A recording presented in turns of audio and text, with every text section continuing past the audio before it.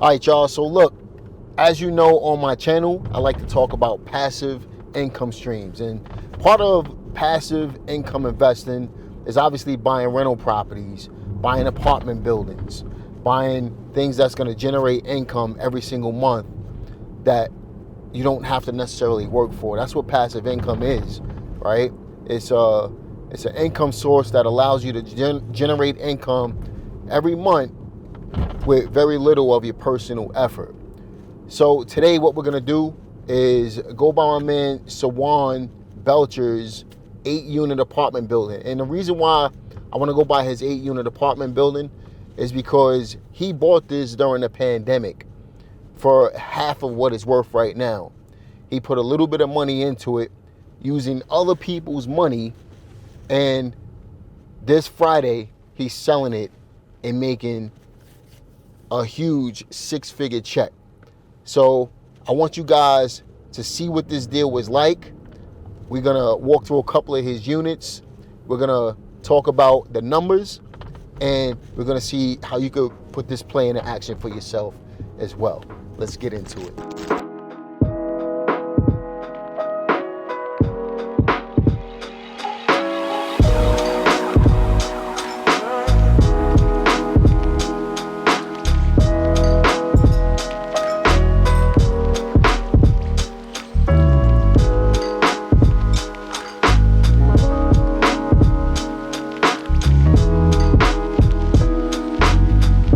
So welcome to the spot, bro.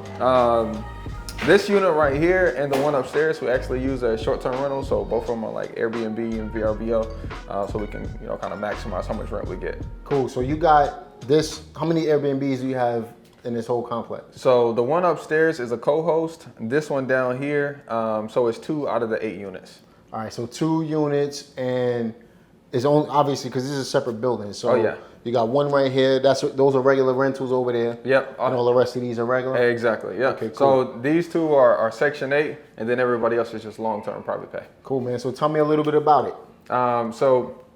Really, I did this just so, number one, I can continue to come over here and keep my eyes on it, because when I first bought the property, I wanted to, keep it for a while and make sure I was being intentional, but also just make sure I can maximize the rent. I got a video on YouTube. I'm gonna link it right up here somewhere.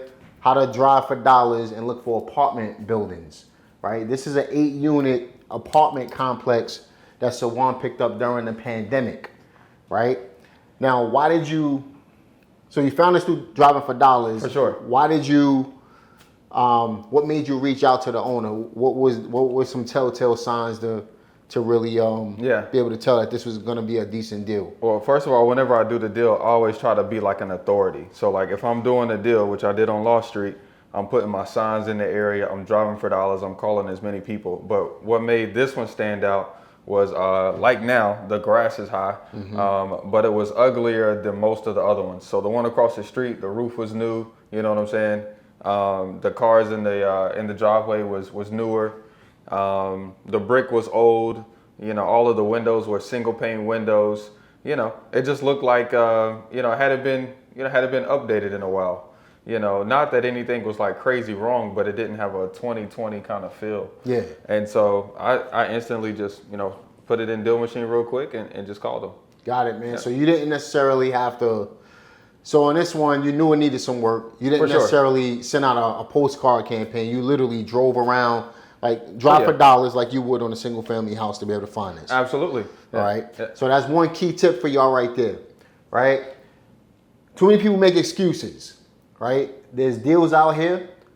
So Juan was able to find this through driving for dollars. Same way you would drive for a single family residence, you would drive for a multi-family residence. You're looking for the same exact things, right? I'm actually looking at one right off of Randleman. Nice. Right now. And it needed some work, but they just, I don't know what they're doing over there. They got a red roof and a blue roof. Yeah.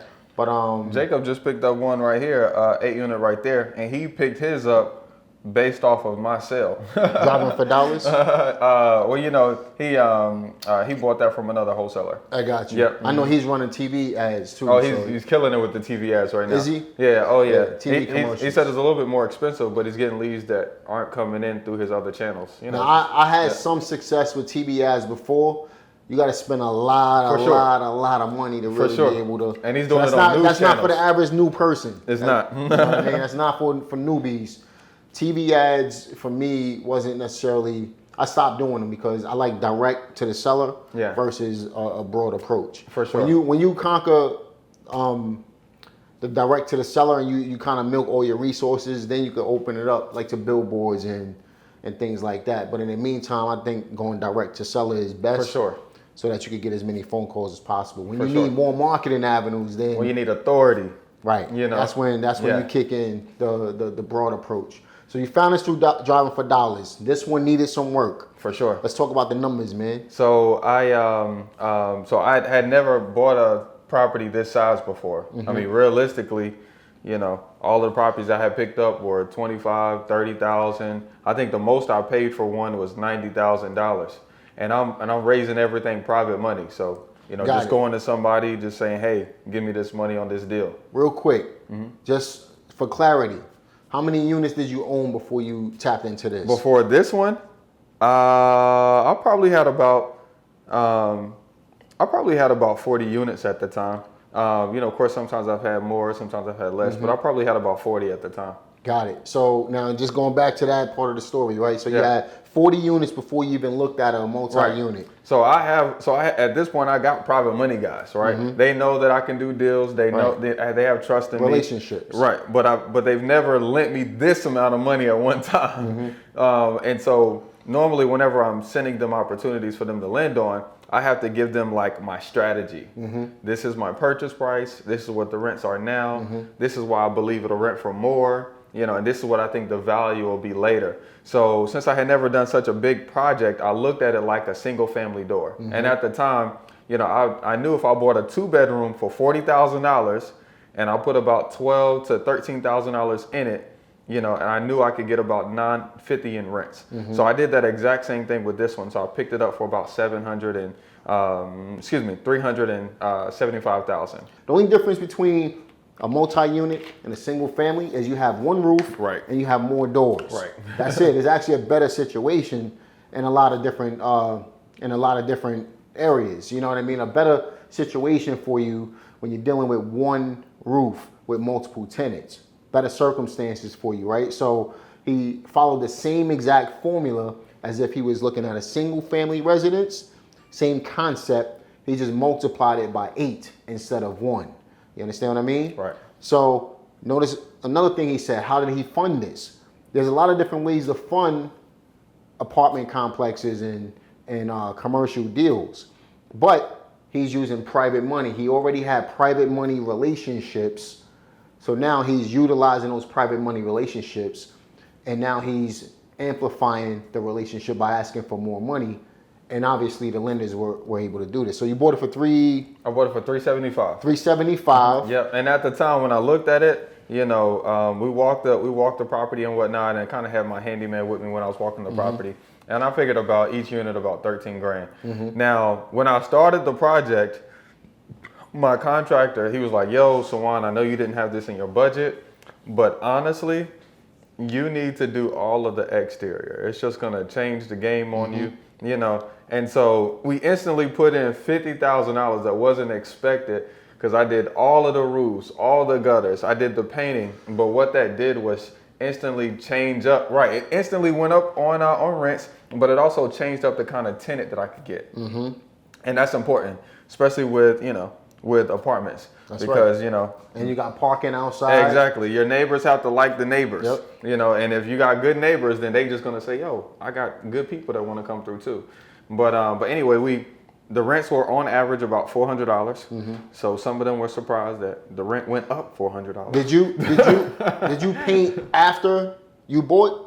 Meaning, obviously, it was after you bought, but like before you started renovating. First thing we did was all the roofs, all the gutters, and paint. The reason I'm asking, I looked at a house. Remember I told you I looked at a house directly across the street. Yeah. Like literally across the street from here, and I was planning on buying that house, and then I looked at this and I said that looked like the one Sawan just picked up. Yeah. But you could tell that they were still painting it. Yeah. You know what I mean? At that time, that was probably 2 years ago. Okay, nice. Something like that. I can't remember, but you know, so you instantly change the landscape Instantly, yeah. of how the property looked. Instantly, And yeah. it looks great, man. Oh yeah, that turned it up. So So you put 50,000 in right off the bat. Right off the What bat. was your initial budget? my initial budget was 120 grand. So you bought this building about what, 45,000 a door? Yeah, about 43,000 a door. 43,000 per door. Yep. In this market, that number is probably up a little bit. It is. Oh yeah. So right now I'm selling it, and I still haven't gotten one of the units completed. But right now I'm selling it for 746,000. Okay, so 746. So you bought it for 375. Yep. You put So I end up putting about 200 grand in it. 200 in. So you went for 575. About after fees and stuff, about 600. Exactly. Right, Exactly. 600,000. And then my private money guy is really making a bank on this one, because I think what I owe him is about 50,000 on this one, and so what I owe is about 650, and like I said, we're selling it for 746. So you're making about six-figure payday, basically. Well, you got to take out realtor fees, but essentially I'm making about $60,000. Okay. Yeah. Perfect, man. Now, if you would have held on to this a little longer. Yeah, and I would have, just so you know, I wanted to hold on to it. So when my buyers got it appraised, even before when I got it appraised at 890,000. Okay. The problem right now is that banks are cutting back from, they're not even doing loan to value. Yep. They're doing loan to cost. And then they're doing lower, rates, loan to cost. So just so y'all know, that's something I'm facing right now as well. So Juan can attest to this, because we just had this discussion, right? So what banks are doing right now, well, these banks locally, there's obviously banks out there who will do more, but what they're doing locally, they're taking your loan to value, not the ARV. Right. Not the actual property value. They're taking the amount of money that you have into the house, and they're giving you 65% of that amount, which is like a fraction of what you can get if they use the ARV approach. But the reason why they're doing that is because the market is volatile, right? To me, it's still a great market if you fall within those numbers. But what they're doing is they're protecting, their asset. They're protecting the money to be able to stay in business. And it still is a great market. Yeah, it's a great market. I'm able to make 60 grand on this deal, but at the same time, I think in every good or bad market, it's just like, at what point do we sell? Do I bring 100 grand to the table to keep it? Or do I make 60 grand? You bring 100,000, it don't make no sense to do that. Amen. We're real estate investors. That's we're not property hoarders. So I try not to get caught up in the number, even though I keep track of it. But we're not. At the end of the day, we're trying to collect as many properties as possible, keep them as long as possible, and then sell them at the right times. Liquidate, man. That's right. So I was under the assumption that, it was a six-figure payday, but this is still even better because you have no money tied into it. Oh yeah. You have $60,000 in profit. Oh yeah. And how long did it take for you to get that 60 grand? So this has been about a year and 4 months. A year and 4 months. So that's someone's You annual can't forget salary. my cash flow though, because see, what my private money guy is. See, I think everybody doesn't really understand private money is you get what you negotiate. Right. Exactly. And so with my note, what I pay him monthly, I use what the current rents was in order to negotiate what I paid him monthly. Because since we had a relationship, I say, Kendall, I can't lose monthly in the beginning because otherwise it's not going to work out. And so he agreed to $2,000 a month interest only payments. So that's only 5% interest only, and right now the property's bringing in $7,000. You know what I mean? So the last 8 months, that cash flow has been coming to your boy. So it's not even about the sale. So what's the total income you feel like you made from this entire project? Because technically it would be six figures at that point. Oh yeah, no, it's six figures for sure. Yeah, no, it's six figures sure. I'm just getting six figures on the back end. Gotcha. But for the last 8 months, we've been bringing in $7 grand. I mean, this right here alone, somebody just checked out. They stayed for a week. It's $900. Yeah, man. And this is an Airbnb unit. Now you got some regular rentals in here too? Oh yeah. So two of them are Airbnb. So this one and upstairs are Airbnb, and they're both 3-1s, and on average they're both getting like about $2,000 and $2,200 a month. Okay. Yep, and yeah, and this how they are. Yeah, man. You know, I just came from Houston. I was told, you know, Najee. Oh yeah, he got his whole spot. He got a whole split thing going on. You know what I mean? Upstairs, he had some midterms and he had some short terms. Nice. You know what I mean? Then he took me to the 21 unit he had out there too. Nice. That was pretty cool. Nice. You know what I mean? But those are long-term rentals. But ultimately, man, listen to what someone is saying, right? He bought right. Right, you buy an 8 unit for $45,000 a door. You can't find that anywhere. Amen. Still coming out with 6 figures from this entire deal, right? Putting $60,000 of that money in his pockets when he sells in a couple of days, collecting money every single month in rent, and it's just a great deal, man. For sure. He only had it for a year and a half. For sure. Someone's annual salary he made by doing a little bit of work property on a real estate deal. On one property. How many units you got right now, bro? Right now I got 63. 63. So after you sell this, you'll be down to 55. I'll be down to exactly. Yeah, I'll be down to 55. But next week I'm closing on 2. Oh, and Friday I'm closing on one in Asheboro. And how long you been doing this again? I know we talked about this on previous videos, for sure. but this is for the newcomers. Full time since 2018. 2018. When was your first house you bought? The year before that, 2017. So 2017, we're talking about 6 years, built up 60, so about 10 units a year. Exactly. Give and take, right? Exactly. 10 units a year. And do you ever have to work again? No. I'm good, bro. I was talking to my wife about like where do we realistically want to stop? Because the more you try to scale, the more riskier it is. Yeah. You know. That's a fact. You know what I'm saying? So it's just like, well, where do we realistically want to stop? And so technically we could stop. You know, I could cut grass and make a full-time living for all of our properties. 32. 32 years old and can stop. Yeah. People look at me crazy when I say, I was able to retire if I wanted to by 30 years old. He's able to do it right now. You understand what I mean? This is possible for anybody. It took him 6 years to build something that can allow him to.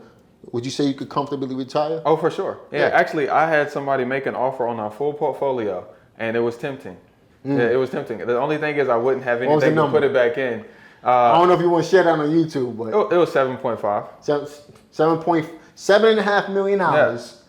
At 32 years old, right. Man, I'm so proud of this dude. He don't even know. Yeah, no, that was like, because I started adding up what I owe. I'm like, But then I wouldn't have cash flow. Yeah, I wouldn't have cash flow, and then of course taxes. Yeah, and, I mean, all those kind of things. You probably walk away with about 70% of that, 60% of that, right? Yeah. You know what I mean? So what we owe realistically is what we owe is about 4.2. Okay. Yeah. So about a little over 3 M's. Exactly. Plus, you'll have a couple million easily. Man. Exactly. Yeah, a couple million after taxes. You know what I mean? Yeah. But once again, Again, 32 years old. Started off. How much money it took for you to start off with? Honestly. Honestly, I mean, realistically, what I was making at the car dealership extra, probably $300 a month. I was putting into marketing. And there's people out there who start off with way more than him. And they just make the excuse because of, I think it's because of comfortability. People get comfortable and they don't have that eye of the tiger. You know what I mean? But I'm proud of this guy, man. That's why I support everything that he does. And at the end of the day, he's showing everybody, especially the younger crowd. I'm 10 years older than you all. You know what I mean? And you remind me of me when I was that age, man. Yeah. That's why I'm just like, this is my guy right here. I want it. So, I just think that anybody can do this if you're willing to put in the work and be patient. You know what I mean? Because it wasn't always like this. Nah. Right? No. It's definitely gotten a lot easier. I'm just making bigger moves. Instead of averaging, $5,000 a deal, you were actually the first person to say, yo, our average deal size is over 20 grand. You don't remember that call, And I was like, oh yeah, okay, cool. I can make over 20 grand per deal, And now what are you doing? Average is $23,000 a deal. Boom. So what were you doing before that? I remember it was like 8 to 10. Yeah, it was like 7 to 8. It was like, I think it was like $7,800 a deal. Yeah. And just networking with the right people. You know what I mean? Obviously, look, I'm not patting myself on the back, but that inspired you in some way. Absolutely. To just think bigger. And that's what we just had this conversation last week. Thinking big, talking big numbers. For sure. Surrounding yourself with people that are thinking the way you think, being positive. You know what I mean? All of these things play into your personal success. So when you do things like that, you're willing to network, get outside of your cocoon, you know what I mean? Open up, you become a butterfly. One more key tip that Sawan use in order to be able to continue to make money after he sells his building. So he's using an arbitrage play. So remember, this is an Airbnb unit. So he essentially leased the property to himself, and then the owner of his buyer, basically the new owner of the building, when he sells, is allowing him to continue to rent these properties through Airbnb. That's called arbitrage, right? And it's just another way to make money, continue making money from these units without even owning the property. You want to talk about that? Yeah, that's for sure. So like the way it happened is because we're all getting debt service coverage ratio loans. So you need to have someone else responsible for paying your mortgage, essentially. And you do that through rentals, with leases. So before I even, thought about selling it, I have one LLC that owns the property, and then I have another LLC that has a short-term rental business. So the short-term rental business has a lease from the actual owner, from Manifest Apartments. And so that's how I've always operated it. So the short-term rental income is for a separate entity. So when the buyer said, hey, send me all the leases, of course, we got 2 leases, the one from upstairs and the one down here, for this particular property owned by this LLC. And so when of course they realized that this was a short-term rental when they're walking it, they said, hey, do you want to stay? I said, yeah, I definitely want to stay, And he's like, okay, great, because we want you to stay. And so essentially after the sale on Friday, I'll continue to run this one and the one upstairs as short-term rentals, and we'll collect money from that. So like I said, on average, we're making about $2,200 a month. The lease is $1,100 a month. So, without us owning the property, still just being here and still being in the community and being present, A&T right there, downtown right there. Downtown within a walking distance. You got Dave's Chicken and Waffles right here. Oh yeah, and Cone Hospital. Cone. That's honestly, we get a lot of traffic from the nurses. I should have kept that property up on Cone Boulevard. For sure. I should have, but it's all good. Yeah, heck yeah. I mean, it was time to let it go. Heck yeah. But at the end of the day, bro, that's just another play for everybody who's looking to make additional income, even after you don't own an asset anymore. Oh yeah. That's just a great play for you. You can still make money from the properties without even owning the property. And you make the landlord responsible for all of the major stuff. Amen. But let's take a look at the unit, bro. Yes, sir. And like I said, I made this one, I rehabbed this one and the one upstairs just like it was an Airbnb. So new cabinets, all that good stuff. Double vanities, double vanities. I always do the towel shower. I mean, that's just a good way to spend $1,500. It's not expensive. How much does this whole bathroom run you? This so the cabinets $1,000, the mirror $150, the towel $1,500, the tub $200, the toilet $100. You all land about $3,000. Yeah, about $3,000, $3,500. $3,500 per bathroom. And it's laundry in here too. Most people don't even realize, but it's full laundry in here too. Yo, I was impressed. Yeah. My man Onaje, he showed us on that video. He got these micro units. Yeah. So he picked them up for like $300. Really? Or so. Yeah. Top and bottom. Oh yeah. Micro, it could only probably fit like one load. Yeah. You know what I mean? But I was impressed by that. You should holler at him about that. Actually, I know what you're talking about. Yeah, I seen that. What do those normally run you? I get these. Honestly, I get these out of the houses that we buy. Oh, perfect. Yeah. Perfect. You know how that's even better. That's free.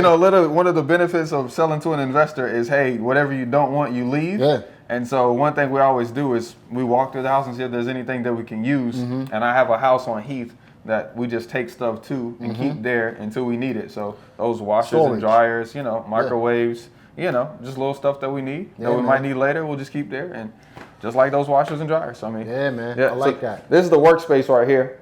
Every Airbnb has a good workspace.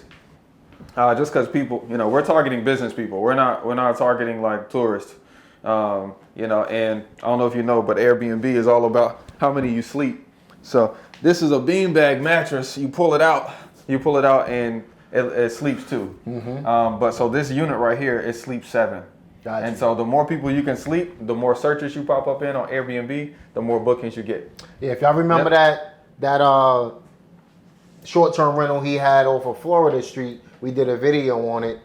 This unit looks very similar to that one. The difference is the artwork, right? Where we had the Black Panther? A pear tree. Yeah, a pear tree. Yep, nice. You know what I mean? So that was that one killing it right now. Son. Is it? Killing it. That's what's it's up. Absolutely killing it.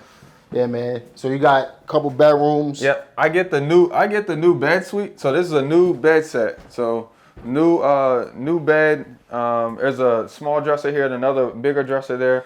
New for $900 from my Indian guy. He come over and set it all up. So anytime we do a short-term rental, he always come in and put new stuff in. That's what's up. The used stuff I was buying off of Facebook was like $500. So you put new doors in here too, I see. Oh yeah, it just makes it gives it new construction feel. Exactly. Yeah. New doors and new trim. Yeah, new doors, new trim, new hinges. Exactly. All that gives it. I learned that from one of my hard money lenders. Yep. Wendy over at Carolina. Okay. She was like, whenever you're doing these, she said, what will really make it give it that new construction feel for a little bit of money is putting new doors, new knobs, new and I never thought about that until she told me that. Oh yeah. And then I just started crushing it even more, man. For a little bit, cost you about $1,000, man. Oh yeah. Well, with the doors, it's going to obviously be more. But. Exactly. So this door frame, because you buy the whole frame with the trim and everything. Yeah. That door frame costs about $300. And so I mean that's solid. And it looks like you literally just put the whole door frame in there. These some big closets too, man. You know what I mean? Bro, these apartments are solid, yo. These apartments are solid. Like I said, it's a love-hate thing with selling it. But this actually came in this came in my second house. This painting right here. This came in my second house. We knocked on this lady's door because there was a vacant house across the street. It was walking through the neighborhood. She answered the door. Her name was Shirley Wiley. And I was like, yo, asking about this vacant house. You know who owns it? And she was like, oh, come on in. We end up eating. And she sold us that house, that we still live in right now, that we're, before we move into our new house. But this painting was in there. So like I said, we use everything, from these houses, bro. It's crazy. So quick question, bro. Like this unit here, what type of reviews have you been getting from the clients? I mean, we're Superhost, so you gotta be 4.7 or above. Yeah. Yeah. So everything is 4s and 5s. Did you have to put a new HVAC system in and everything? Yeah, I always put in HVAC, bro. Mr. Dell, he hooked me up, bro. But I always put in HVACs even for my long-term rentals, because you get a different kind of client, And realistically, for the long-term rentals, you want people that's stable. Yeah. And stable people. I told you I'm gonna highlight Mr. Dell on this rehab I'm about to do, man. Oh yeah. For $7,000, $6,000 or whatever it was. It was $7,000 for a whole unit. $5,500 including, so it has with the ductwork I'm talking about though. Yeah. So it's like another $1,500 with ducts. Perfect, man. Oh, it's solid. Because everybody else charging $10,000, $11,000. That's what I was telling you, bro. That's what I was telling you. They try to hit me for $10,000. I said, it ain't happening. Yeah, no, I like that. You tripping, bro. But this is a dope unit, man. I like this a lot. You know what I mean? Any last words for everybody, bro? Really, just remember that you don't have to have all three: time, money, and knowledge. You just need two, to do you. That's it. I love it, man. Now look, Sawan, I might be available to come speak at your. We gotta iron that out. Let's do it. So Sawan has a mastermind going on October 21st here in Greensboro, at the place that we're about to go to film another video for you. But talk about multiple streams of income, right? He has this event. I might be able to come through as a guest speaker. That's something we'll talk about. But I'm gonna leave the link in the description box so that you guys can check it out. If you want to come meet me and Sawan in person, I would love to have you. This is not for everybody. There will be an investment involved, but the value that you're gonna get in exchange is gonna be able to change your life. So look, I hope you guys enjoyed today's video. Be sure to like it, subscribe, click the notification bell, and I'll see y'all on the next one. Peace.